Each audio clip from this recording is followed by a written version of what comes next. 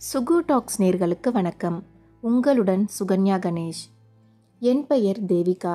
நான் தேனி மாவட்டத்தில் உள்ள ஒரு அழகான கிராமத்தில் வசித்து வந்தேன். எங்கு பார்த்தாலும் பச்சை பசேல் என்று புல்வெளிகள், எங்கள் கிராமத்தை சுற்றிலும் அழகான மலைகள் என எங்கள் கிராமம் பார்ப்பதற்கு பூலோக சொர்க்கம் போலவே இருந்தது. எங்கள் கிராமத்தில் வசதியான வீடுகளை விரல் விட்டு எண்ணிவிடலாம். அதில் என் குடும்பமும் ஒன்று. அந்த ஊரில் எங்கள் குடும்பத்திற்கு என்று தனி மரியாதை இருந்தது. எங்கள் குடும்பத்தை பண்ணை வீட்டார்கள் என்று ஊரில் உள்ளவர்கள் கூறுவார்கள். அதுபோக என் தந்தையை பார்த்தால் மரியாதையும் தாண்டிய பயம் அவர்களுக்கு இருந்தது.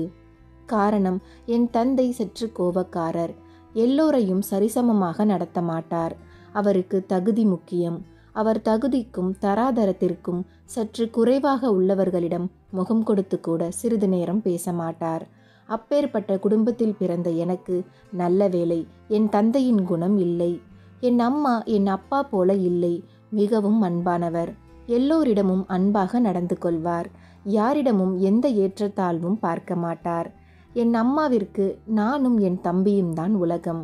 அதை தவிர எங்கள் வீட்டு அடுப்பாங்கரை என்று சொல்லலாம். அவர் திருமணமானதிலிருந்து இப்போது வரை எங்கள் வீட்டில் அதிகமாக நேரத்தை செலவிடும் இடம் என்றால் அது அடுப்பாங்கரைதான். என் அம்மாவிற்கு என் தந்தை என்றால் சற்று பயத்துடன் கலந்த மரியாதை இருந்தது.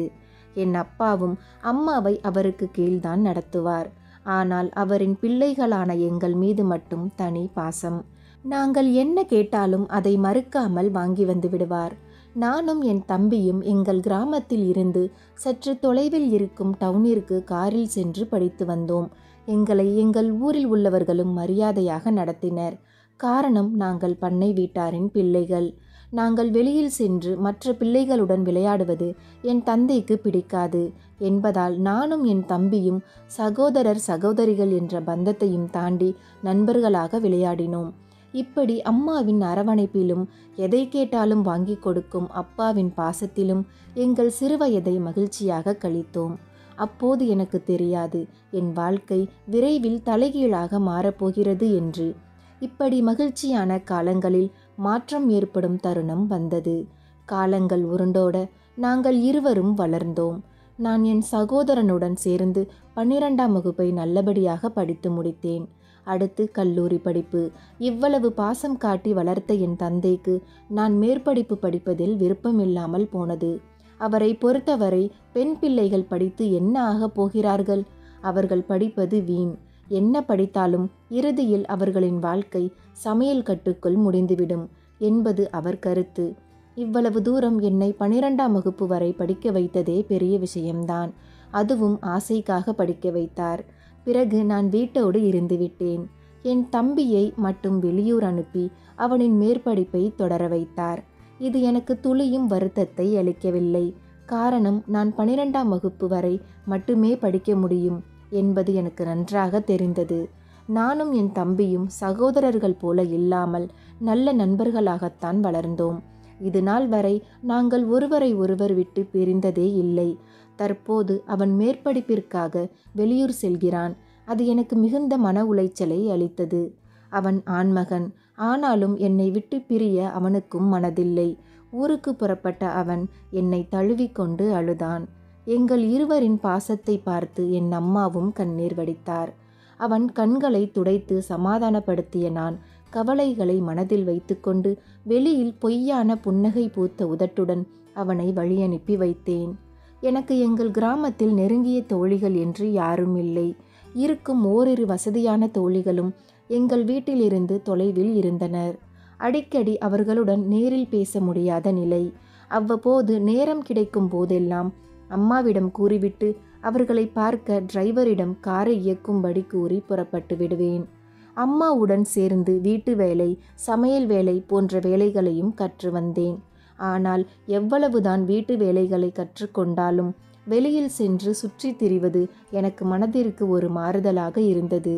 நான் விரும்பும் நேரத்தில் வெளியில் செல்ல எப்போதும் டிரைவரை எதிர்பார்ப்பது எனக்கு பிடிக்காத ஒன்றாக இருந்தது. அதனால் அப்பா சம்மதத்துடன் நானே காரை இயக்க கற்றுக்கொள்ள நினைத்து அப்பாவிடம் முதலில் அனுமதி வாங்கினேன். முதலில் வேண்டாம் என்று தடுத்தவரிடம் பேசி பிறகு சம்மதிக்க வைத்தேன். ஆனால் என் அம்மாவிற்கு நான் கார் ஓட்டுவதில் விருப்பமில்லை. தேவிகா, கார் ஓட்டுறதெல்லாம் ஆம்பளைங்க செய்ய வேண்டிய வேலை. நீ கார் ஓட்டுறன்னு எங்கேயாவது போய் இடிச்சு உனக்கு ஏதாவது ஆயிட்டா எதுக்குடி உனக்கு இந்த வேண்டாத வேலை என்ற என் அம்மாவிடம், அம்மா நீ எந்த காலத்தில் இருக்க? இப்போ எல்லாம் பொண்ணுங்க எல்லாத்தையும் பண்ணுறாங்க. ஆம்பளைங்களுக்கு சரிசமமாக பொண்ணுங்களும் எல்லா வேலையும் பார்க்குறாங்க. ஏன் இப்போ ஏரோப்ளேன் ட்ரெயின் எல்லாம் கூட பொண்ணுங்க தான் ஓட்டுறாங்க. வீட்டில் சும்மா இருக்கிற நேரத்தில் கார் ஓட்ட கற்றுக்கிறது நல்லது தானே. எப்போதும் டிரைவரையே எதிர்பார்க்க வேண்டாம். நினச்சப்ப நானே காரை எடுத்துகிட்டு போவேன். நீ சொல்கிறதும் சரிதான். இவ்வளவு பேசுகிற நீ மேலே படிக்க உங்கள் அப்பா கிட்ட எடுத்து சொல்லி புரிய வச்சு தம்பி மாதிரி வெளியூர் போய் மேலே படிக்க வேண்டியது தானே. அம்மா, அந்த விஷயத்தில் அப்பாவை மீறி என்னால் பேச முடியாதுமா. அது போக எனக்கும் படிக்கணும்னு அந்த அளவுக்கு ஆசைலாம் இல்லை. அப்பா சொல்கிற மாதிரி நான் பெரிய படிப்பு படித்து என்ன பண்ண போகிறேன்? எப்படியும் எனக்கு நம்மளை மாதிரி வசதியான வீட்டில் கட்டி கொடுக்க போகிறீங்க. அங்கே போய் ஏதோ சமையல் பண்ணிக்கிட்டு அப்படியே வாழ போகிறேன். அதுக்கு எதுக்கு படிக்கணும்? அடிப்பாவி, இப்போ தான் பொண்ணுங்க ஏரோப்ளேன் ஓட்டுறாங்க ட்ரெயின் ஓட்டுறாங்கன்னு சொன்னேன். உன்ன மாதிரியே எல்லா பொண்ணுங்களும் யோசிச்சா அப்புறம் எப்படி ஏரோப்ளேனு ட்ரெயின் எல்லாம் ஓட்ட முடியும்? அம்மா, நான் ஒரு எடுத்துக்காட்டுக்கு சொன்னேன், அவ்வளவுதான். உடனே அதை பிடிச்சிக்கிட்டு என்னையும் ட்ரெயின் ஓட்ட சொல்லாத. நான் ட்ரெயின் ஓட்டினா யாரும் ஒழுங்காக வீடு போய் சேர மாட்டாங்க என்று நான் கிண்டலாக கூற என் அம்மாவிற்கு சிரிப்பை அடக்க முடியவில்லை. வாய்விட்டு சிரிக்க ஆரம்பித்து விட்டார். அவர் சிரிப்பதை பார்த்து எனக்கும் சிரிப்பு வந்தது. எப்படியோ ஒரு வழியாக என் அம்மாவையும் சம்மதிக்க வைத்தேன். பிறகு கார் ஓட்டவும் நன்கு கற்றுக்கொண்டேன். கார் ஓட்ட கற்றுக்கொண்டதிலிருந்து அடிக்கடி வெளியில் செல்ல ஆரம்பித்தேன். அப்படி இருக்க ஒரு நாள் காரை எடுத்துக்கொண்டு வெளியில் சென்ற நான் அப்போதுதான் முதலில் அவரை பார்த்தேன். அவர் என்று கூறுவதற்கு கூட அவன் தகுதி இல்லாதவன். அப்போது எனக்கு தெரியவில்லை அவன்தான் என் வாழ்க்கையை நாசமாக்கப் போகிறான் என்று, என் வாழ்வின் மொத்த சந்தோஷத்தையும் பறிக்கப் போகிறான் என்று. தினமும் எங்கள் கிராமத்தில் இருக்கும் மலையின் உச்சிக்கு சென்று சற்று நேரம் அமைதியாக இயற்கையின் அழகை ரசிப்பது என் வழக்கம். என்றாவது தோன்றினால் என் அம்மாவும் என்னுடன் வருவார். இன்றும் வழக்கம் போல் மலையின் உச்சிக்கு சென்று காரை நிறுத்திவிட்டு அந்த இயற்கையின் அழகை அமைதியாக ரசித்து கொண்டிருந்தேன். அப்போது சத்தம் கேட்க திரும்பி பார்த்தேன். என் காரின் மீது வேறொருவரின் கார் மோதி நின்றது. பதறிய நான் காருக்கு அருகில் சென்று பார்த்தேன். காரின் பின்பக்கத்தில் இருந்த ரெட் லைட் உடைக்கப்பட்டிருந்தது. சற்று கோபத்துடன் அந்த காரை பார்த்தேன். அவன் காரிலிருந்து இறங்கினான். நான் இதுவரை அப்படி ஒரு அழகான ஆணை பார்த்ததில்லை. அவ்வளவு அழகு, நல்ல வெண்மை நிறம், அழகான உடலமைப்பு, பந்தாவாக உடை அணிந்திருந்தான். அவனது கண்களில் கருப்பு கூலிங் கிளாஸ். படத்தில் காண்பிக்கும் ஹீரோ போல ஸ்டைலாக இறங்கினான். அவனை பார்த்ததும் அவன் அழகில் என் கோபம் பறந்துவிட்டது. காரை விட்டு இறங்கியவன் என்னிடம் வந்து பேசினான். என்ன பேசுகிறான் என்று என்னால் கவனிக்க முடியாத அளவிற்கு அவன் அழகு என்னை கொள்ளையடித்தது. ஆனால் மன்னிப்பு கேட்கிறான் என்பது மட்டும் தெளிவாக புரிந்தது. அவன் பேச்சு கூட ஸ்டைலாகத்தான் இருந்தது. இதில் ஆங்கிலம் வேறு. என்னதான் நான் 12ஆம் வகுப்பு வரை படித்திருந்தாலும் எனக்கு அவ்வளவாக படிப்பின் மீது நாட்டமில்லை. அதுவும் ஆங்கிலம் சொல்லவா வேண்டும்? பள்ளியில் படிக்கும்போது வகுப்பறையில் எனது ஆசிரியர் ஆங்கில பாடம் எடுத்தாலே எனக்கு தூக்கம் வந்துவிடும். அந்த அளவிற்கு எனக்கும் ஆங்கிலத்திற்கும் சற்று அல்ல, மிக தொலைவு. இவன் பேசும் ஆங்கிலம் எனக்கு ஒன்றும் புரியவில்லை. ஆனால் எனக்கு மிகவும் பிடித்திருந்தது. கண்டதும் காதல் இதுதானா? நானும் அந்த நொடி காதல் வயப்பட்டேன். நான் எங்கு அவன் எங்கு, வசதியை தவிர வேறு எந்த பொருத்தமும் இல்லை என்பது எனக்கு தெரியும். இது நடக்காது எனினும் காதல் கற்பனை சுகத்தை கொடுத்தது. அசையாமல் அவனையே ரசித்து கொண்டிருந்தேன். நான் பதிலேதும் கூறாமல் அப்படியே நின்று கொண்டிருந்ததால் என் முகத்தின் அருகில் கைகளை ஆட்டி ஹலோ ஹலோ என்றான். பிறகு சுயநினைவிற்கு வந்த நான், பரவாயில்லைங்க, ஒன்றும் பிரச்சனை இல்லை என்றேன். அதற்கு அவன் தன் கண்களில் அணிந்திருந்த கண்ணாடியை கழட்டிவிட்டு புன்னகைத்தான். எனக்கு ஒன்றும் புரியவில்லை. ஏங்க, நான் உங்கள் கார் கண்ணாடி உடையிற அளவுக்கு இடிச்சிருக்கேன். அதனால் பதறி போனேன்னா செலவை நான் பார்த்துக்கிறேன்னு சொல்லி மன்னிப்பு கேட்டு ரொம்ப நேரமாக உங்கள் காரை பற்றி பேசிக்கிட்டு இருக்கேன். நீங்கள் என்னன்னா எதுவும் பேசாமல் ரொம்ப நேரமாக அப்படியே நின்றுக்கிட்டு இருந்தீங்க. திடீர்னு பரவாயில்லைன்னு சொல்கிறீங்க என்று சிரித்து கொண்டே கேட்டான். பதில் சொல்ல தெரியாத நான் வெட்கப்பட்டு தலையில் அடித்து கொண்டு திரும்பினேன். நான் வெட்கப்படுவதை அவனும் பார்த்தான். ஆமாம், இங்கே தனியாக என்ன பண்ணுறீங்க? கூட யாரும் வரலையா என்றான். இல்லை, என் கூட யாரும் வரல, நான் தனியாக தான் வந்தேன். இது என் ஊர், இங்கே வர்றதுக்கு எனக்கு என்ன பயம் என்றேன். ஓ, இது உங்கள் ஊரா? என் பேர் மதன், என்னோட சொந்த ஊர் சென்னை. நானும் என்னோட ஃப்ரெண்ட்ஸும் இங்கே சுற்றி பார்க்க வந்தோம். பக்கத்தில் தான் ஹோட்டலில் தங்கியிருக்கோம். இன்னைக்கு இந்த ஊரை சுற்றி பார்க்கணும்னு தோணுச்சு, அதான் ஃப்ரெண்ட்ஸோடு வந்தேன். அவங்க எல்லாரும் ஹோட்டலுக்கு போயிட்டாங்க. எனக்கு இந்த இடத்துக்கு வந்து பார்க்கணும்னு தோணுச்சு, அதான் நான் மட்டும் காரை ஓட்டிக்கிட்டு வந்தேன். வேடிக்கை பார்த்துக்கிட்டு வந்தேனா, அதான் தெரியாமல் உங்கள் காரில் இடிச்சிட்டேன் என்றான். நீங்கள் வெளியூரா? இங்கே சுற்றி பார்க்க நிறைய இடம் இருக்குது. நிறைய பேருக்கு தெரியாது, அதான் இங்கே வராமல் இந்த அழகை பார்க்காம போயிடுவாங்க. நீங்கள் எல்லாத்தையும் சுற்றி பார்த்துட்டு போங்க என்றேன். ஓ, இங்கே பார்க்குறதுக்கு இன்னும் நிறைய இடம் இருக்கா? எனக்கு தெரியாது. உங்களுக்கு ஆட்சேபணம் இல்லைன்னா உங்கள் ஊரை எனக்கு கொஞ்சம் சுற்றி காட்டுறீங்களா என்றான். அவனிடம் பேசுவதே இனிமையாக இருக்கும் எனக்கு அவனுடன் செல்ல கசப்பாகவா இருக்கப் போகிறது? அவன் மீது இருந்த ஈர்ப்பால் உடனே ஒப்புக்கொண்டேன். சரி, உங்கள் கார் பேக் சைடு லைட்டு உடஞ்சிருச்சு. வாங்க, முதல்ல மெக்கானிக் செட் போய் அதை சரி பண்ணுவோம், அப்புறம் சுற்றி காட்டுங்க. இல்லை, பரவாயில்லை, அதெல்லாம் நான் வீட்டுக்கு போனதுக்கு அப்புறம் டிரைவர் பார்த்துப்பாரு. இல்லைங்க, கார் எப்படி இப்படி ஆச்சு, யார் இடிச்சான்னு கேட்டால் என்ன சொல்லுவீங்க? அதான் சரி பண்ணிட்டு போகலாம்னு சொன்னேன். அதோட மொத்த செலவையும் நானே பார்த்துக்கிறேன் என்றான். அதெல்லாம் ஒரு பிரச்சனையும் இல்லை, நான் எதையாச்சும் சொல்லி சமாளிச்சுக்கிறேன். உங்களை மாட்டி விட மாட்டேன், நீங்கள் பயப்படாதீங்க என்று நான் கூற அவன் உதட்டில் மீண்டும் புன்னகை. அதை பார்க்க அழகாகவே இருந்தது. சரி, நீங்கள் காரை ஓட்டிக்கிட்டு என்னை ஃபாலோ பண்ணுங்க. எதுக்கு 2 காரு? உங்கள் கார் இங்கேயே இருக்கட்டும், வாங்க என் காரில் போவோம். நாம் சுற்றி பார்த்துட்டு உங்களை திரும்பவும் இங்கேயே வந்து விட்டுடுறேன் என்றான். என்னதான் எனக்கு அவனை பிடித்திருந்தாலும் தெரியாத ஒருவனுடன் எப்படி போக முடியும் என்று யோசித்தவாறு நின்றேன். என்னங்க, என்ன யோசிக்கிறீங்க? யாருன்னு தெரியாத என் கூட எப்படி வரதுன்னு தானே யோசிக்கிறீங்க என்று அவன் பேண்ட் பாக்கெட்டில் இருந்த பர்ஸை எடுத்து காட்டினான். இதோ பாருங்க, இது என்னோட ஆதார் கார்டு, டிரைவிங் லைசன்ஸ், நான் வேலை பார்க்குற கம்பெனியோட ஐடி கார்டு, விசிட்டிங் கார்டு எல்லாம் இருக்குது. இதை நீங்களே வச்சுக்கோங்க. எல்லாத்தையும் சுற்றி காட்டிட்டு அப்புறமா என்கிட்ட கொடுங்க என்றான். அது எனக்கு சற்று சிரிப்பை வரவழைத்தது. இந்த அளவிற்கு வெள்ளந்தியான மனசாய்வனுக்கு என்று நினைத்து, அதெல்லாம் ஒன்றும் வேணாம், அது எல்லாத்தையும் நீங்களே வச்சுக்கோங்க.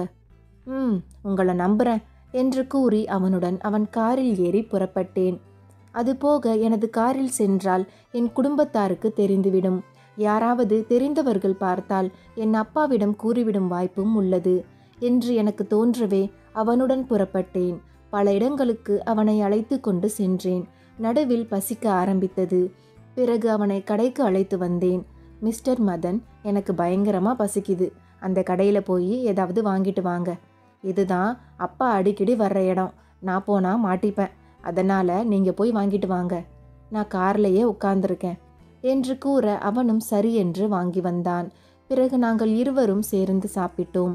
அப்போது என் இதழில் சில துளிகள் கேக் பட சற்றும் யோசிக்காதவன் அதை சட்டென்று துடைத்தான். அவன் விரல்கள் என் இதழை தொட எனக்கு வானத்தில் பறப்பது போன்று இருந்தது. அவனையே பார்த்து கொண்டிருந்தேன். என்ன ஆச்சு, சாப்பிடுங்க. ஆமாம், நீங்கள் உங்கள் பேரை இன்னும் சொல்லவே இல்லையே என்றான்.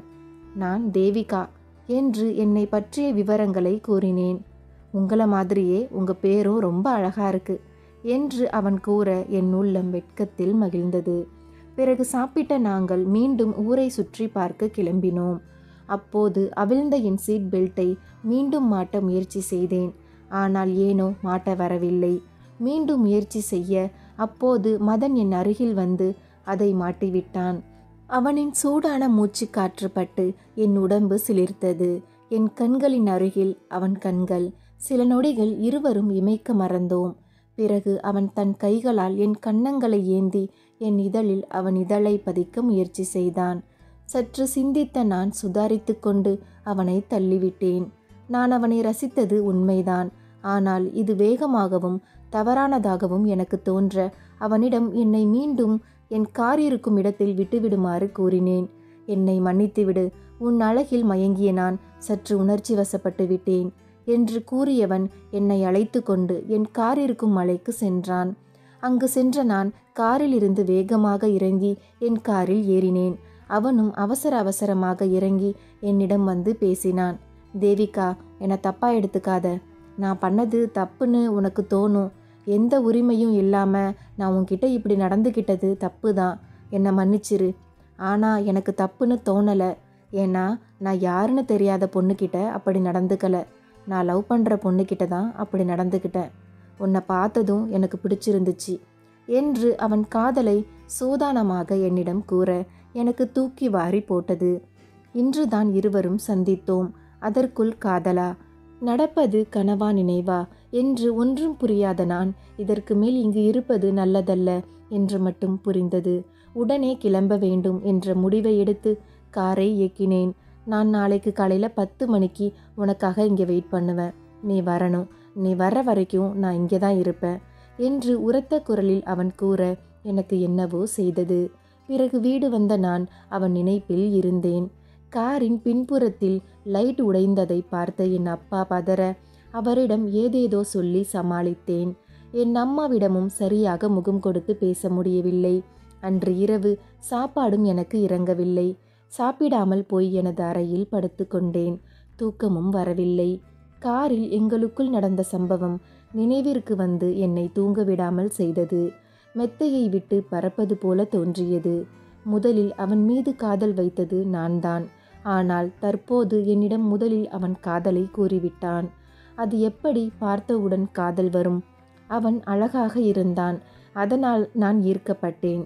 ஆனால் அவன் அளவிற்கு நான் அழகு இல்லை, படிப்பும் இல்லை என்பது எனக்கு நன்றாக தெரியும். அதுபோக சென்னையில் பல பெண்கள் அழகாகவும் அவனுக்கு ஏற்றாற்போல ஸ்டைலாகவும் உள்ளனர். ஆனால் அவன் ஏன் என்னை காதலிக்க வேண்டும் என்ற கேள்வியும் என்னுள் உருவானது. இப்படி பல கேள்விகள் என்னுள் எழுந்தாலும் ஒரு பக்கம் அவனை மீண்டும் பார்க்க வேண்டும், அவனிடம் பேச வேண்டும் என்று தோன்றியது. ஆனால் இது தவறு, இதை வீட்டில் ஏற்றுக்கொள்ள மாட்டார்கள் என குழப்பத்தில் உறங்கினேன். மறுநாள் விடிய எனக்கு பதற்றமாக இருந்தது. எனது அறையில் அமர்ந்து கடிகாரத்தையே பார்த்து கொண்டிருந்தேன். 10 மணி ஆனது. காலை 10 மணிக்கு எனக்காக காத்திருப்பேன் என்று கூறினானே, உண்மையில் வந்திருப்பானா என்று யோசித்து கொண்டிருந்தேன். ஆனால் என்னால் போக முடியவில்லை. காரணம் இது தவறு என்ற எண்ணம் என்னுள் வந்து என்னை வாட்டி வதைத்தது. இப்படி யோசித்து கொண்டிருக்க நேரம் கடந்து மாலை வந்தது. மாலை 4 மணி. அங்கு போக வேண்டும். அவன் இவ்வளவு நேரம் நிச்சயம் அங்கு இருக்க மாட்டான் என்று எனக்கு தோன்றியது. சரி, என்ன ஆனாலும் ஆகட்டும் என்று மனதை உறுதிப்படுத்தி கொண்டு அங்கு புறப்பட்டேன். ஆனால் நான் பார்த்தது எனக்கு அதிர்ச்சியை கொடுத்தது. அங்கு அவன் நின்று கொண்டிருந்தான். என்னை பார்த்த அவன் முகத்தில் புன்னகை.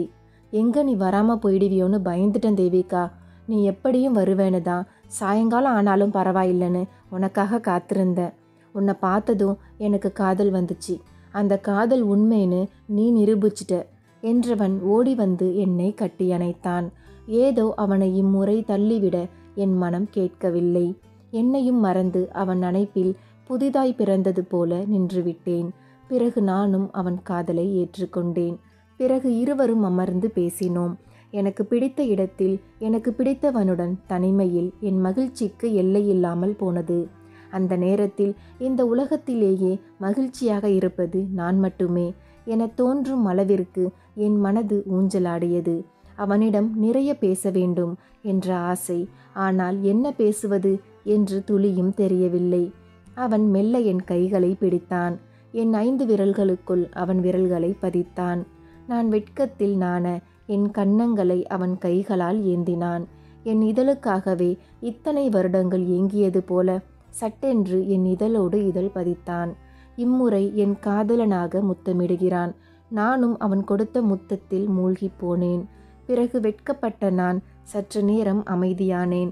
தலை குனிந்தபடி புற்களிடம் விளையாடி கொண்டிருந்தேன். அவனே பேசத் தொடங்கினான்.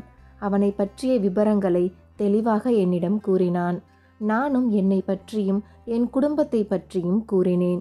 இதோ பாரு தேவிகா, நான் எப்போ முதல் தடவை உன்னை பார்த்தனோ அப்பவே நீதான் என் மனைவின்னு என் மனசில் ஆழமாக பதிச்சிட்டேன். யார் தடுத்தாலும் எதிர்த்தாலும் நான் நிச்சயம் உன்னை கல்யாணம் பண்ணிப்பேன். இந்த ஜென்மத்தில் உனக்கு நான், எனக்கு நீ இதை யாராலையும் மாற்ற முடியாது என்று அவன் இவ்வாறு கூறும்போதுதான் எனக்கு சற்று பயமாக இருந்தது. ஏன் இப்படி சொல்றீங்க? உங்க வீட்டில் என்னை ஏற்றுக்க மாட்டாங்களா என்றேன். தெரியல தேவிகா, ஏன்னா என் குடும்பத்துக்கு இந்த காதல் கீதெல்லாம் பிடிக்காது. என் அக்கா அவள் படிக்கிற காலேஜில் ஒரு பையனை லவ் பண்ணா. இது எங்கள் அப்பா அம்மாவுக்கு பிடிக்கல. அவங்க வேண்டாம்னு எவ்வளவோ சொன்னாங்க. ஆனால் என் அக்கா கேட்கல. அதனால் அவளை காலேஜுக்கு அனுப்பாமல் எங்கள் வீட்டில் ரூம்லேயே அவளை அடைச்சி வச்சாங்க. அவள் மனசு மாறும்னு நினச்சாங்க. ஆனால் அவள் மாறலை. ஒரு நாள் நைட்டு யாருக்கும் தெரியாமல் வீட்டை விட்டு அவள் லவ் பண்ணுற பையனோட ஓடி போயிட்டா. அந்த அவமானத்தை அவங்களால தாங்கிக்க முடியலை. அதனால் இனிமே என் பொண்ணு செத்துட்டான்னு அவள் ஃபோட்டோவுக்கு மாலை போட்டுட்டாங்க. இப்போ என் அக்கா கூட எந்த உறவும் இல்லை. அவள் ஹஸ்பண்டு குழந்தைன்னு நல்லா இருக்கா. ஆனால் இப்போ வரைக்கும் அவங்கள என் அம்மா அப்பா ஏற்றுக்கலை என்றான். அவன் கூறுவது எனக்கு தூக்கி வாரி போட்டது. காதலிக்க ஆரம்பித்து ஒரு நாள் கூட ஆகவில்லை, அதற்குள் இந்த பிரச்சனை. என் மனது கலங்கியது. நீங்கள் சொல்கிறத என்னால் நம்பவே முடியலை. இந்த அளவுக்கு காதல்னா உங்கள் அப்பா அம்மாவுக்கு பிடிக்காதா? ஒரு குழந்தை பிறந்தா எல்லாம் சரியாயிடும்னு சொல்லுவாங்க. அப்போவும் உங்கள் வீட்டில் உங்கள் அக்காவை ஏற்றுக்கலனா அப்புறம் எப்படி நம்ம காதலை ஏற்றுப்பாங்க என்றேன். கண்டிப்பாக நம்ம காதலையும் ஏற்றுக்க மாட்டாங்க. நாம் உங்கள் வீட்டில் உள்ளவங்க சம்மதத்தோட கல்யாணம் பண்ணிப்போம். உங்கள் அப்பாவுக்கு ஸ்டேட்டஸ் தானே முக்கியம். நானும் நல்ல வசதி தான், படிச்சிருக்கேன். அவங்க கண்டிப்பாக என்னை ஏற்றுப்பாங்க என்றான். அதெல்லாம் சரி, நீங்கள் வசதி படிச்சிருக்கீங்க, ஆனால் எங்கள் ஆளுங்க இல்லையே. அதாவது நீங்கள் எங்கள் ஜாதி இல்லை. என் அப்பா ஸ்டேட்டஸ் பார்த்து தான் பேசுவார். ஆனால் அவர் பொண்ணை ஸ்டேட்டஸ் இருக்குன்னு யாரோ ஒருத்தருக்கு எப்படி கல்யாணம் பண்ணி கொடுப்பாரு? கண்டிப்பாக ஜாதி பார்த்து தான் என்னை கல்யாணம் பண்ணி கொடுப்பாரு என்றேன். என்ன தேவிகா சொல்கிற? அங்கே உங்கள் வீட்லேயும் பிரச்சனையா? அப்பனா நாம் ஓடி போய் தான் கல்யாணம் பண்ணணும் போலவே என்றான். இல்லைங்க, நிச்சயம் அதுக்கு நான் சம்மதிக்க மாட்டேன். நீங்கள் எப்படியாவது எங்கள் அப்பா கிட்ட வந்து பேசி புரிய வைங்க. அவங்க சம்மதத்தோடு தான் நாம் கல்யாணம் பண்ணிக்கணும். ஆமாம், எப்போ நீங்கள் ஊருக்கு போகிறீங்க? என்ன தேவிகா, உன்னை லவ் பண்ண ஆரம்பித்து ஒரு நாள் கூட முழுசாக முடியலை, அதுக்குள்ளே என்னை ஊருக்கு அனுப்ப பார்க்குற? நான் 1 மாதம் இங்கே தான் இருக்க போகிறேன். என் ஆசை தீர உன்னை லவ் பண்ண போகிறேன் என்றான். 1 மாதம் இங்கே இருந்தால் உங்கள் வேலை என்ன ஆகிறது? இப்போ கிளம்புங்க, லீவு விடும்போது வாங்க. இல்லை தேவிகா, நான் ஏற்கனவே மெடிக்கல் லீவுன்னு சொல்லி 1 மாதத்துக்கு லீவு கேட்டுட்டேன். இன்னும் 1 மந்த்துக்கு இங்கே உன் கூட தான் இருக்க போகிறேன். தினமும் காலையில் கரெக்டாக 10 மணிக்கு என்னை இங்கே வந்து பாரு. நான் உனக்காக காத்திருப்பேன் என்றான். சரி சரி, பார்க்கலாம். நேரம் ஆகுது, வீட்டில் தேட ஆரம்பிச்சிருவாங்க. நான் கிளம்புறேன் என்று கூறி அங்கிருந்து எழுந்தேன். என் கையை பிடித்தவன் என்னை சற்று நேரம் அதுக்குள்ளே கிளம்பணுமா என்றவாறு இமைக்காமல் பார்த்தான். மீண்டும் என்னை அணைத்து வழி அனுப்பி வைத்தான். அவனை பிரிய முடியாத நானும் அவனை பார்த்தவாறு அங்கிருந்து கிளம்பினேன். இப்படி தினமும் காலை நேரமாகவே எழுந்த நான் எப்போது 10 மணி ஆகும் என்று கடிகாரத்தையே பார்க்க ஆரம்பித்தேன். 10 மணி ஆவதற்குள் அம்மாவிடம் ஒவ்வொரு நாளும் ஒவ்வொரு பொய் கூறிவிட்டு அவனை பார்க்க சென்றேன். எங்கள் இருவரின் காதலை அந்த மலையும் நான் ஓட்டிச் சென்ற காரும் மட்டுமே அறிந்திருந்தது. இப்படி நாங்கள் தினமும் அந்த மலையில் சந்தித்து எங்கள் காதலை பரிமாறிக்கொண்டோம். யாருக்கும் தெரியாமல் பல இடங்களுக்கு சுற்றி திரிந்தோம். அவனை ஒரு நாள் பார்க்கவில்லை என்றாலும் அந்த நாள் எனக்கு நரகமாகவே தோன்றியது. நான் மதனை காதலித்து வருவதை என் அம்மாவிடமும் என் தம்பியிடமும் கூற வேண்டும் என்ற ஆசை. ஆனால் ஒருவேளை அவர்களும் வேண்டாம் என்று கூறிவிட்டால் அதை என்னால் தாங்கிக் கொள்ள முடியாது. அதனால் என் அம்மாவிடம் கூறும் எண்ணத்தை விட்டேன். என் சிறு வயது தோழன் என்றால் அது என் தம்பி முகிலன்தான். அவனிடமாவது கூறிவிடலாம் என்று நேரம் வரும் வரை காத்திருந்தேன். இப்படி நாட்கள் நகர்வது கூட தெரியாமல் நாங்கள் இருவரும் இந்த உலகை மறந்து காதலித்து வந்தோம். இப்படி இருக்க அன்றும் ஒரு நாள் நான் அவனை பார்க்க சென்றேன். இருவரும் சிறிது நேரம் எப்போதும் போல பேசினோம். ஆனால் இன்று ஏனோ அவனின் காதல் சற்று அதிகமாகவே எனக்கு தெரிந்தது. இருவரும் காரில் அமர்ந்து பேசிக் கொண்டிருந்தோம். அப்போது அவன் என்னிடம் நடந்து கொண்ட விதம் எனக்கு துளியும் பிடிக்கவில்லை. அவன் எல்லை மீறுவதை நான் உணர்ந்தேன். என் உடல் என்னையும் மீறி நடுங்க ஆரம்பித்தது. என்னதான் அவன் அழகில் நான் மயங்கினாலும் என்னை அவனிடம் இழக்கும் அளவிற்கு நான் சுயநினைவு இழக்கவில்லை. அவனின் எண்ணம் புரிந்து அவனிடமிருந்து சட்டென்று விலகினேன். நான் இவ்வாறு நடந்து கொண்டது அவனுக்கு கோபத்தை வரவழைத்தது. எனினும் இது தவறு என்பதை புரிய வைத்து சமாதானப்படுத்தினேன். ஆனால் அவன் என்னிடம் ஏதேதோ பேசி என் மனதை மாற்ற முயற்சி செய்தான். ஆனால் அவன் என்ன கூறினாலும் என் மனது அதனை ஏற்கவில்லை. இதற்கு மேல் இங்கு இருப்பது நல்லதல்ல என்று நினைத்த நான் அவனிடம் இருந்து விலகி எதுவும் பேசாமல் எனது காரை எடுத்துக்கொண்டு கிளம்பிவிட்டேன்.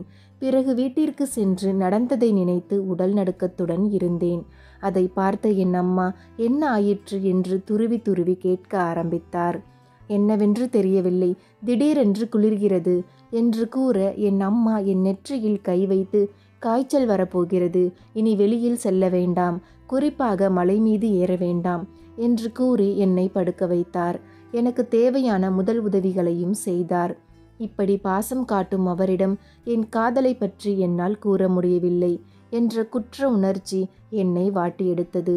அதே சமயம் மதன் என்னிடம் நடந்து கொண்டதை நினைத்து என் உள்ளம் பதற்றத்தில் இருந்து வெளியில் வர தயங்கியது. பின்பு ஓய்வெடுத்த நான் சில மணி நேரங்களுக்கு பிறகு என் போனை பார்த்தேன். அதில் மதனின் மெசேஜ் நிறைய அனுப்பியிருந்தான். அதில் அனைத்திலும் அவன் அவ்வாறு நடந்து கொண்டதை நினைத்து மன்னிப்பு கேட்டிருந்தான். அதை பார்த்த எனக்கு அவன் மேலிருந்த கோபம் நீங்கியது. பிறகு எனக்கு உடல்நிலை சரியில்லை என்ற விஷயத்தை அவனுக்கு போனின் மூலமாக கூறி பதிலளித்தேன்.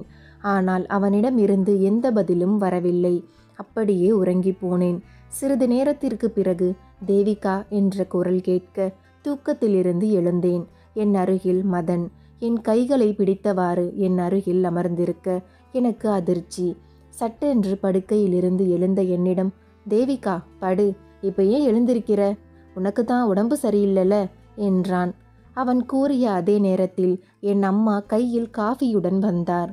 இந்தாங்க தம்பி, காஃபி குடிங்க என்று அவனிடம் காஃபியை கொடுத்துவிட்டு, என்ன தேவிகா ஆச்சரியமா பார்க்குற, இந்த தம்பி உன் ஃப்ரெண்டாமே, உன் கூட ஸ்கூலில் ஒன்றா படித்தானா, இப்போ ஏதோ வெளிநாட்டுக்கு போக போகிறானா, அதான் உன்னை பார்த்துட்டு உன்கிட்ட சொல்லிட்டு போகலாம்னு வந்ததா சொன்னான். உனக்கு உடம்பு சரியில்லை, ஜுரம் அடிக்குது, அதனால் நீ படுத்திருக்கேன்னு சொன்னேன். உடனே உன்னை பார்க்கணும்னு என்கிட்ட கேட்டான். அதான் நான் உன் ரூமுக்குள்ளே அழைச்சிட்டு வந்தேன். தம்பி, அவள் அப்பா வரத்துக்குள்ள சீக்கிரம் பேசிட்டு போப்பா. அவள் அப்பா வந்தா அப்புறம் ஒரு ஆம்பளை பையனை வீட்டுக்குள்ளே விட்டதுக்கு என்ன தான் திட்டுவார். ஏதோ கூட படித்த பையன்னு சொன்னேன், அதான் பார்க்க விட்டேன். சரி, சீக்கிரம் கிளம்புப்பா என்று கூறியவர் தன் வேலைகளை தொடர அடுப்பாங்கரைக்குள் சென்று விட்டார். எனக்கு ஒன்றும் புரியவில்லை.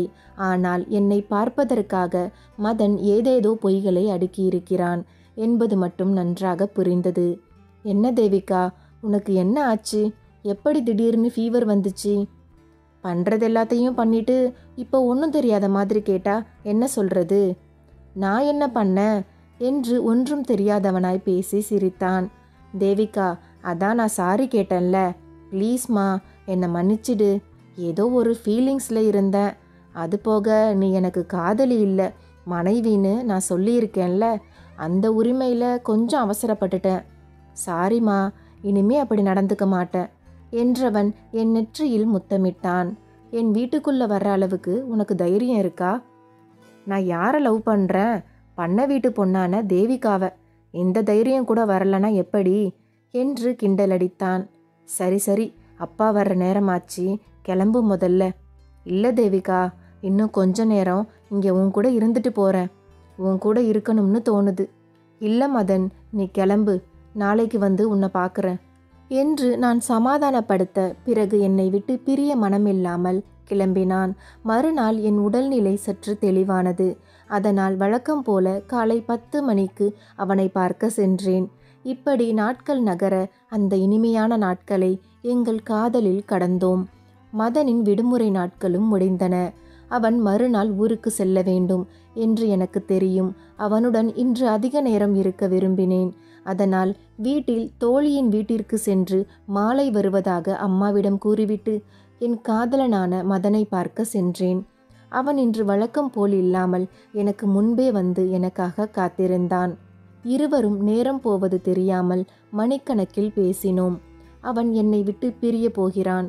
என்ற நினைப்பு வர என் கண்களில் நீர் வந்தது. அதை துடைத்தவன், என்ன தேவிகா இது, சின்ன பிள்ளை மாதிரி அழுற? நான் என்ன வெளிநாடா போகிறேன்? வெளியூருக்கு தானே. நீ பார்க்கணும்னு ஒரு ஃபோன் பண்ணால் போதும், உனக்காக உடனே ஓடி வந்துடுவேன். அது போக வாரம் உன்னை பார்க்க வருவேன். நீ எதுக்கும் கவலைப்படாமல் தைரியமாக இரு. சீக்கிரமாக உங்கள் அப்பா கிட்ட வந்து பொண்ணு கேட்குற என்று என்னை அவன் தோள்களில் சாய்த்து ஆறுதல் கூறினான். நான் அவன் மீது வைத்துள்ள அன்பை பார்த்து அவனும் கண்ணீர் விட்டான். அவனை பிரிய போகும் வேதனையை என்னால் தாங்கிக் கொள்ள முடியவில்லை. என் கண்களில் இருந்து வரும் நீரை அவன் கைகளால் துடைத்தவன் என்னை சமாதானப்படுத்த முயற்சி செய்தான். அந்த முயற்சியில் அவன் ஆசையை நிறைவேற்ற எண்ணினான். என்னால் மறுக்க முடியவில்லை. காரணம், அவன் மீது இருந்த காதல். அவனை பிரிய போகிறேன் என்ற கவலை என்னை அவனிடம் இழக்க செய்தது. அனைத்தும் முடிந்துவிட்டது. என்னையே அவனுக்கு கொடுத்து விட்டேன். இனி அவன்தான் என் உலகம். பிறகு என்னிடம் பிரியா விடை பெற்று கொண்டு அவன் புறப்பட்டான்.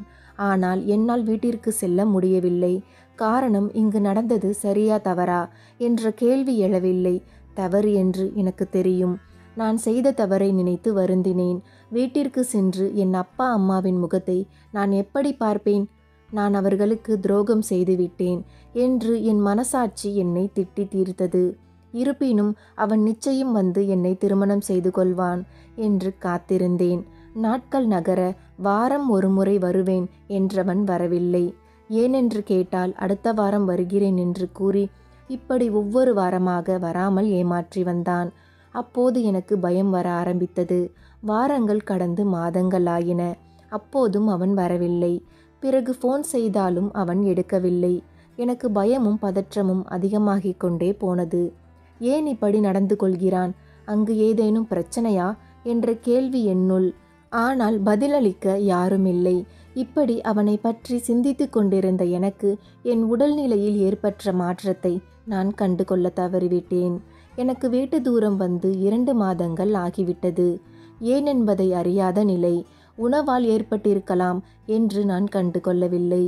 எப்போதும் அவன் நினைப்பில் இருந்தேன். இப்போது 3 மாதம் வரை வரவில்லை. ஒருமுறை எனது பள்ளி தோழிகளுடன் பேச எனக்கு ஏற்பட்ட மாற்றத்தை பற்றி அவர்களிடம் கூறினேன். எந்த பிரச்சனையும் இல்லாமல் இருக்கும் பட்சத்தில் வீட்டு தூரம் வரவில்லை என்றால் குழந்தையை சுமக்கிறாயா என்று அவர்கள் கிண்டலாக கேட்க எனக்குள் ஒருவித பயம் வந்தது. நான் அன்று மதனுடன் இருந்த ஞாபகங்கள் என்னை வாட்டி வதைக்க யாருக்கும் தெரியாமல் அந்த பரிசோதிக்கும் கார்டை வாங்கி வந்து பரிசோதித்தேன். நான் சந்தேகப்பட்டது சரிதான். நான் ஒரு குழந்தையை சுமக்கிறேன். இது எனக்கு பேரதிர்ச்சியாக இருந்தது. இந்த உலகத்தில் இருக்கும் ஒவ்வொருவரும் என்னை ஏளனமாகவும் அருவருப்பாகவும் திரும்பி பார்ப்பது போன்ற பிரம்மை என்னை நினைத்து எனக்கே அருவருப்பாய் போனது. இனி நான் என்ன செய்வேன்? யாரிடம் இதை பற்றி கூறுவேன்? இது என் பெற்றோர்களுக்கு தெரிந்தால் என்ன நடக்கும்? அதிலும் என் தந்தை கௌரவம், சுயமரியாதை பார்ப்பவர். அவருக்கு நான் கர்ப்பமாக இருக்கும் செய்தி தெரிந்தால் என்னை கொன்றாலும் ஆச்சரியமில்லை. என்னை நம்பி வெளியில் சுதந்திரமாக போகவிட்ட என் அம்மாவின் முகத்தில் நான் எப்படி முழிப்பேன்? இதை அனைத்தையும் நினைக்க நினைக்க எனக்கு இறந்துவிடலாம் போன்று இருந்தது. இந்த விஷயத்தை முதலில் மதனிடம் கூற வேண்டும். பிறகு அவனை என் பெற்றோர்களிடம் பேசி உடனே என்னை திருமணம் செய்து கொள்ளுமாறு கூற வேண்டும் என்று எண்ணிய நான் அவனுக்கு ஃபோன் செய்தேன். நான் ஒவ்வொரு முறை ஃபோன் செய்யும் போதும் ஃபோனை எடுக்க மாட்டான். ஆனால் இம்முறை ஃபோன் ஸ்விட்ச் ஆஃப் செய்யப்பட்டிருந்தது. இது மேலும் என்னை மன உளைச்சலுக்கு ஆளாக்கியது. என் தம்பியிடம் என் மனதில் உள்ளதை பற்றியும் என் சூழ்நிலை பற்றியும் கூறி ஆறுதல் பெற வேண்டும் என்று தோன்றியது. ஆனால் நான் ஒருவரை காதலிக்கிறேன் என்ற விஷயத்தை சொல்லவே தைரியமில்லாத நான் இன்று ஒரு குழந்தையை சுமக்கிறேன் என்பதை மட்டும் என்னால் எப்படி கூற முடியும்? என் தலையெழுத்து இப்படி ஆகிவிட்டது என்று மனம் வருந்திய நான் நடைபிணமானேன். முகிலன் ஒவ்வொரு முறை ஃபோன் செய்து என்னிடம் பேசும்போதும் அவனை நான் ஏமாற்றுவது போல குற்ற உணர்ச்சி. எனக்கு என் பெற்றோர்களின் முகத்தை பார்த்து கொண்டு அந்த வீட்டில் இருப்பது நரகமாக மாற ஆரம்பித்தது. எத்தனை நாளைக்கு என் கருவை மறைக்க முடியும்? அதனால் நீண்ட நேரம் யோசித்து வீட்டை விட்டு சென்று விடலாம் என்ற முடிவை எடுத்தேன். மகள் திருமணத்திற்கு முன்பே குழந்தையை சுமக்கிறாள் என்பதை விட வீட்டை விட்டு காணாமல் போய்விட்டாள் என்ற பேச்சு அவர்களின் கௌரவத்தை சற்றே தூக்கி நிறுத்தும் என்ற முடிவை எடுத்த நான் அதிகாலை 3 மணிக்கு எழுந்து பயணத்திற்கு தேவையான பணம், சில துணிகளை எடுத்துக்கொண்டு என் அம்மாவின் கால்களை தொட்டு அமைதியாக மன்னிப்பு கேட்டு வீட்டை விட்டு வெளியேறினேன். மதன் சென்னையில் தங்கியிருக்கும் விலாசம் எனக்கு சரியாக தெரியவில்லை என்றாலும் அவன் வேலை பார்க்கும் கம்பெனி இருக்கும் இடத்தை பலமுறை என்னிடம் கூறியிருக்கிறான். அதனால் நேரில் சென்று நான் கர்ப்பமாக உள்ள விஷயத்தை பற்றி கூறிவிடலாம் என்று சிறிது நேரம் பேருந்து நிலையத்தில் காத்திருந்து சென்னைக்கு செல்லும் பேருந்தில் ஏறினேன். நான் முதல் தடவை சென்னை செல்கிறேன். பல நாட்கள் நான் சென்னை சென்று சுற்றி பார்க்க வேண்டும் என்று ஆசைப்பட்டிருக்கிறேன். இதை என் தந்தையிடமும் பலமுறை கூறியுள்ளேன். ஒரு நாள் கூட்டிச் செல்கிறேன் என்றார். ஆனால் அந்த தருணம் எனக்கு அமையவில்லை. இன்று நான் ஆசைப்பட்ட சென்னையை பார்க்க போகிறேன். ஆனால் மனதில் 1000 பாரங்களையும் வேதனைகளையும் சுமந்து கொண்டு வீட்டை விட்டு ஓடிப்போய்விட்டாள் என்ற பட்டத்துடனும் செல்கிறேன். எப்படியாவது மதனை பார்க்க வேண்டும் என்று யோசித்து கொண்டே பயணம் செய்த நான் பேருந்தில் உறங்கிவிட்டேன். நான் இறங்கும்போது மதியம் 12 மணி. உச்சி வெயில் தலையை பதம் பார்க்க இறங்கினேன். பஸ், ஆட்டோ என்று மாறி மாறி பயணம் செய்தேன். எனது கிராமத்தில் வெயில் இருக்கிறது. ஆனால் இந்த அளவிற்கு இல்லை. இந்த வெயிலின் சூட்டை என்னால் தாங்கிக் கொள்ள முடியவில்லை. பிறகு ஒரு வழியாக மதன் வேலை செய்யும் கம்பெனியை கண்டுபிடித்து அங்கு சென்று மதனை பார்க்க வேண்டும் என்று விவரமாக கூறினேன். என்னை அவர்கள் ஒரு மாதிரி பார்த்தனர். காரணம் உடையாக இருக்கலாம். நான் பாவாடை தாவணியில் கையில் பையுடன் சென்றிருந்தேன். பிறகு என்னை அமர சொன்னார்கள். சிறிது நேரத்தில் மதன் வந்தான். அவனை பார்த்த அடுத்த நொடி என்னையும் அறியாமல் என் கண்களில் நீர் வந்தது. அவனை பார்த்தவுடன் அவனை கட்டி அணைத்து கண்ணீர் விட்டேன். ஆனால் அவன் என்னை விட்டு விலகினான். எனக்கு ஒன்றும் புரியவில்லை. பிறகு என்னை யாரும் இல்லாத மாடிக்கு அழைத்து வந்தான். நீ எப்படி இங்கே வந்த? ஏன் வந்த என்றான். என்ன மதன் இப்படி சொல்ற? நான் உன்னோட காதலி. நீ திரும்ப வருவேன்னு சொல்லிட்டு வந்து 3 மாசத்துக்கு மேலே ஆகுது. வாரம் வந்து பார்க்குறேன்னு சொன்னேன். ஆனால் வரலை. ஃபோன் பண்ணாலும் எடுக்க மாட்ற. உனக்கு என்ன ஆச்சுன்னு புரியாம நான் எவ்வளவு கவலைப்பட்டேன்னு உனக்கு தெரியுமா? ஏன் மதன் நீ என்னை பார்க்க வரலை? ஃபோன் பண்ணாலும் எடுக்கலை. உன்னை நினச்சி நான் ரொம்ப கவலைப்பட்டேன். ஆனால் உனக்கு என்னை பற்றின எந்த கவலையும் இல்லையா என்றேன். ஐயோ தேவிகா, லூசா நீ? அதுக்காக இவ்வளவு தூரம் வருவியா? முதல்ல ஊருக்கு கிளம்பு, எல்லாத்தையும் ஃபோனில் பேசிக்கலாம். என்னது, ஊருக்கு கிளம்பணுமா? என்ன மதன் இப்படி சொல்கிற? நான் எவ்வளவு தூரத்துல இருந்து வந்திருக்கேன்னு தெரியுமா? அதுவும் உன்கிட்ட ஒரு முக்கியமான விஷயம் சொல்லணும். நான் இப்போ உன்னோட குழந்தைய சுமந்துக்கிட்டு இருக்கேன் என்று நான் கூற அவன் அதிர்ச்சியில் என்னை பார்த்து, என்ன தேவிகா சொல்கிற? ப்ரெக்னெண்ட்டாக இருக்கியா என்று பதறினான். ஆமாம், 3 மாதம் ஆகுது. இதை உன்கிட்ட சொல்லதான் உனக்கு நிறைய தடவை ஃபோன் பண்ணேன். நீ எடுக்கலை. இதை வீட்டில் யார்கிட்டையும் என்னால் சொல்ல முடியலை. நான் பண்ண இந்த கேவலமான விஷயத்தால் அவங்க அவமானப்பட வேண்டாம்னு தான் வீட்டை விட்டு வெளியே வந்துட்டேன். என்னது, வீட்டை விட்டு வந்துட்டியா? என்ன தேவிகா இது, குண்டு மேலே குண்டு போடுற? சரி, நடந்தது நடந்துருச்சு. வா, உடனே போய் இந்த கருவை கலைச்சிருவோம். இதை கலைச்சிட்டு ஹோட்டலில் ரூம் புக் பண்ணி தரேன். ஒரு 2 நாள் ரெஸ்ட் எடு. அதுக்கப்புறம் ஊருக்கு கிளம்பிப்போ. அவங்கக்கிட்ட நான் ஃப்ரெண்டை பார்க்க போனேன், உங்ககிட்ட சொன்னால் நீங்கள் விடமாட்டீங்கன்னு தான் நான் யார்கிட்டையும் சொல்லாமல் பார்க்க போனேன்னு ஏதாச்சும் சொல்லி சமாளி என்றான். அவன் இப்படி பேசுவான் என்று நான் துளியும் எதிர்பார்க்கவில்லை. இப்போது என் தலையில் இடி விழுந்தது போல இருந்தது. என்ன மதன் சொல்கிற? கருவை கலைக்கணுமா? நீயா இப்படி பேசுகிற? வேண்டாம் மதன், இப்படி பேசி என் மனசை கஷ்டப்படுத்தாத. என் கூட வா, என் அப்பா அம்மா கிட்ட வந்து பேசு. அவங்க நிச்சயம் ஒத்துப்பாங்க. அவங்க சம்மதத்தோட நம்ம கல்யாணம் பண்ணிக்கலாம். என்ன கல்யாணமா? அதுவும் உன்னையா? நீ என்ன லூசா? என்னை கல்யாணம் பண்ணுறதுக்கு உனக்கு என்ன தகுதி இருக்கு சொல்லு. உன் கலர் என்ன, ஏன் கலர் என்ன? உன் படிப்பு என்ன, ஏன் படிப்பு என்ன? உன் ட்ரெஸ்ஸிங் சென்ஸ் என்ன, ஏன் ட்ரெஸ்ஸிங் சென்ஸ் என்ன? இப்படி பொருத்தமே இல்லாத உன்னை நான் எப்படி மேரேஜ் பண்ணிப்பேன்னு எதிர்பார்த்த?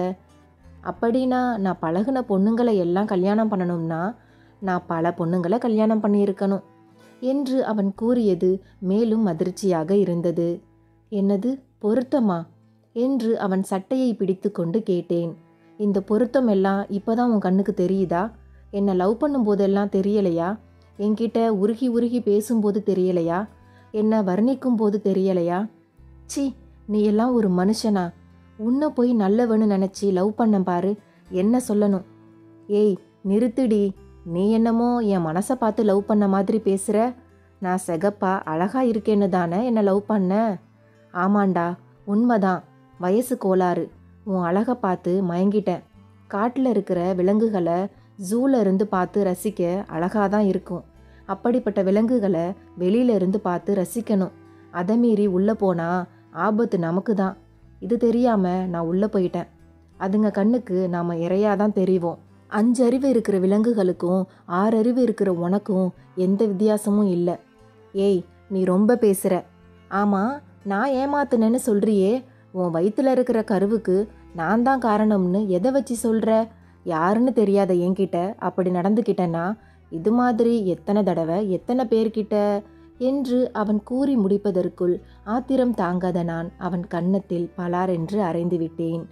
சீ, வாயை மூடு. நீ எல்லாம் ஒரு மனுஷ ஜென்மமா? இப்படி நாக்கில் நரம்பே இல்லாமல் பேசுகிற. உன்னை போய் லவ் பண்ண பாரு. என்ன நினச்சா எனக்கே அசிங்கமாக இருக்குது. ஒரே வார்த்தையில் என்னை மொத்தமாக கொன்னுட்ட. ஒரு பொண்ணு தன்னை ஒருவன்கிட்ட இழக்கிறானா அவன் மேலே முழுசாக நம்பிக்கை வச்சா மட்டும்தான் அது நடக்கும். உன்னை நம்புனேன், ஆனால் நீ என்னை நம்ப வச்சு ஏமாத்திட்ட. என்ன மட்டும் இல்லை, பல பொண்ணுங்க வாழ்க்கையில் விளையாண்ட நீ எப்படி வாழ்நாள் முழுக்க சந்தோஷமாக வாழ முடியும்னு நினைக்கிற?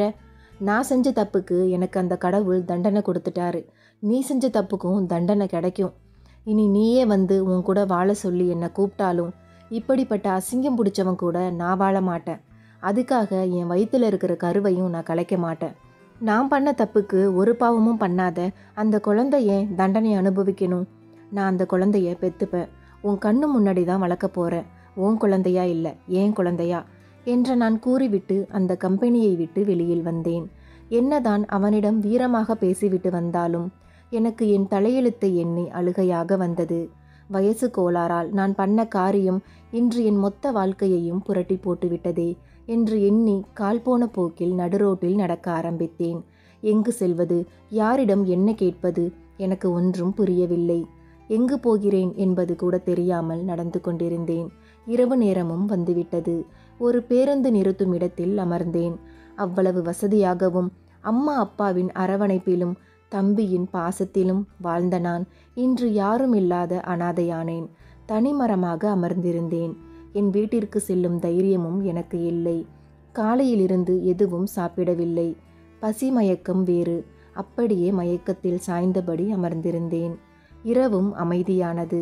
அந்த நடு இரவில் பல பெண்கள் அழகாக புடவை கட்டி தலை நிறைய பூ வைத்து அங்கும் இங்கும் உலாவிக் கொண்டிருந்தனர்.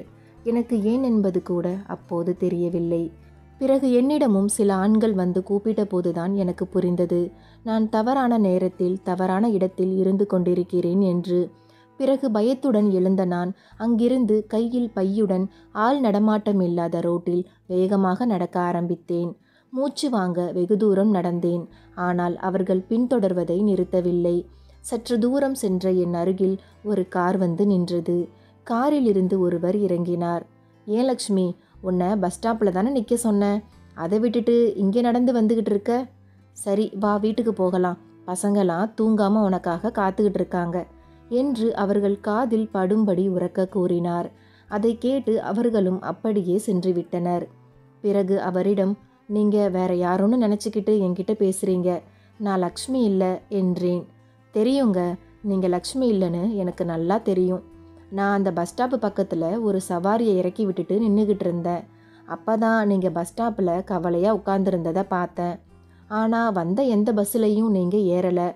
அப்புறம் அந்த பசங்க எல்லாம் உங்களை தப்பான பொண்ணுன்னு நினச்சி உங்ககிட்ட வந்து பேசுனாங்க.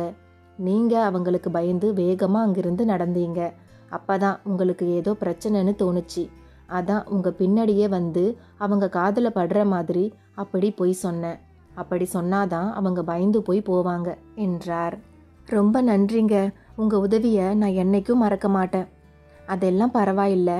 ஆமாம், நீங்கள் எங்கே போகணும்? ஏன் இந்த நடுராத்திரியில் அதுவும் அந்த பஸ் ஸ்டாப்பில் உட்கார்ந்துருந்தீங்க? வீட்டில் எதுவும் பிரச்சனையா? சண்டை போட்டுட்டு வந்துட்டீங்களா? எங்கே போகணும்னு சொல்லுங்க, நான் கொண்டு போய் விட்டுடுறேன் என்றார். இல்லைங்க, அதெல்லாம் வேண்டாம். நீங்கள் செஞ்ச உதவியே போதும், நான் போய்க்கிறேன். இல்லைங்க, இந்த நடுராத்திரியில் நீங்கள் இப்படி தனியாக போகிறது நல்லதில்லை. அதுவும் இந்த ஏரியாவில் வயசான கிழவியை கூட விட்டு வைக்க மாட்டாங்க. அதான் சொன்னேன், நீங்கள் பயப்படாமல் என் கூட தைரியமாக வாங்க. நீங்கள் எங்கே போகணுமோ அங்கே பத்திரமா விட்டுடுறேன் என்றார். ஆனால் எனக்கு தற்போது இருக்கும் நிலைமையில் எந்த ஆணையும் என் மனது நம்பவில்லை. எல்லோரும் ஒரே மாதிரிதான் பெண்களிடம் நடந்து கொள்கிறார்கள் என்ற எண்ணத்தில் இருந்த நான் அவரிடம் வேண்டாம் என்று கூறிவிட்டு நடக்க ஆரம்பித்தேன்.